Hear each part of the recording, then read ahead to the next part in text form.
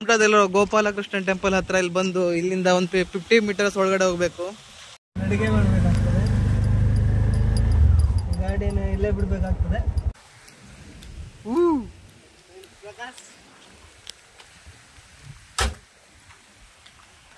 ತುಂಬಾ ರೇನಿ ಇದೆ, ನೋಡ್ತಾ ಇರ್ಬೋದು. ಇವತ್ತು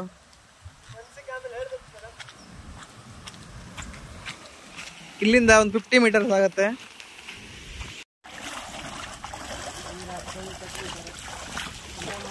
ಫುಲ್ ತಣ್ಣ ನೀರಿಲ್ಲಿ ನೋಡ್ತಾ ಇರ್ಬೋದು. ಇಲ್ಲಿ ಕೊಳಚೆ ನೀರು ತರ ಕಾಣುತ್ತೆ.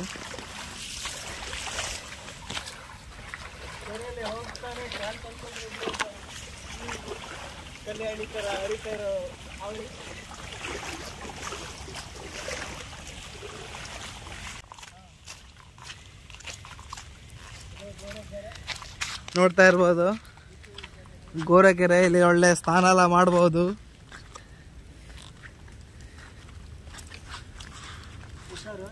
Okay okay okay okay.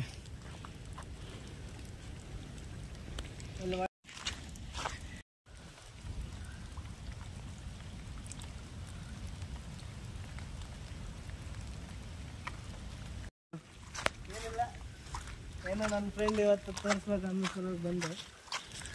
ಒಳ್ಳೆಯದೆ. ಒಳಗಡೆ ಸ್ವಾಮೀಜಿ ಮೇಯೋದಿದೆ. ಚಪ್ಪಲ್ ಕಳ್ಸೋಬೇಕಂತ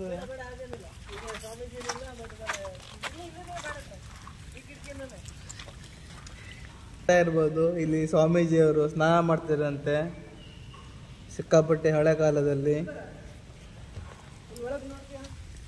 ಏನು ಹೇಳು? ಇಲ್ಲ ಇಲ್ಲ ಬೇಡಪ್ಪ, ಮತ್ತೆ ಹೋಗಲ್ಲ ನಾನು.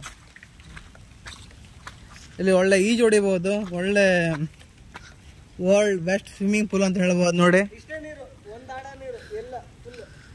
ಒಂದು ಆಳ ಇದೆ ಅಂತ ನೀರು. ಚೆನ್ನಾಗಿ ಒಳ್ಳೆ ಡೈ ಹೊಡಿಬೋದು. ಎಷ್ಟು ಹೊಂಡೆ ಇರ್ಬೋದಾ? ಹಾ, ಇವನ್ ಹೈಟಿಗೆ ಅವನ ಹೈಟಿಗೆ ಎಲ್ಲ ಕಡೆ ಇಷ್ಟೇ ನೀರು. ಕಲಿಯುವಂತವ್ರಿಗಂತೂ ಹೇಳಿ ಹಾ, ಕಲಿಯುವಂತವ್ರಿಗೆ ಒಳ್ಳೆ ಜಾಗ ನೋಡಿ ಇದು.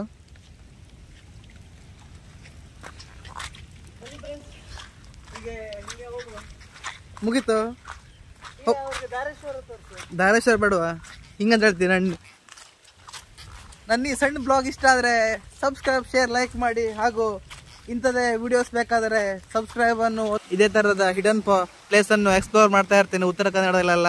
ಈ ಥರ ಸಬ್ಸ್ಕ್ರೈಬ್ ಮಾಡ್ಕೊಳ್ಳಿ, ಶೇರ್ ಮಾಡಿ, ಲೈಕ್ ಮಾಡಿ. ಬಾಯ್.